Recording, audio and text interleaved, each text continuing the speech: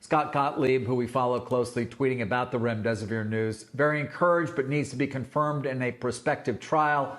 Appears to be a retrospective analysis of the phase 3 data using historical match control, suggesting a survival benefit in severe COVID patients. We've made the point many times, of course, Carl, it is only good news on remdesivir, but let's remember it's an infused therapy in the hospital, typically for people who are severely ill. What we are hoping for and waiting for are significant antivirals that will have an effect on the virus far earlier in its course, so that people will feel much more comfortable in resuming behavior, because if they were to get it and these were to be available, they could immediately take an oral antiviral, for example, or something very early in course that would kill the virus. We're not there yet. We're watching vaccines closely, but we are back, Mike, I guess, on COVID watch overall, given, unfortunately, this distressingly high number we seem to be getting every day of new cases. Even if it is younger cohort, they still do get sick.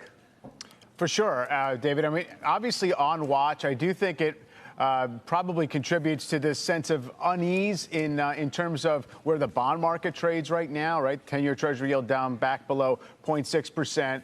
Also, just this really haves and have-nots situation in the markets, where anything that's really tightly levered to that aggressive reopening type action has suffered in the last, let's say, 5 weeks or something like that. You had peak optimism about the reopening on June 8th. That was when the S&P made its high, but also when all the reopening trades made their high. And since then, it's really just been about, as we keep repeating, this migration, this crowding, this hiding in mega cap growth stocks. And, you know, that's probably going to get stretched too far.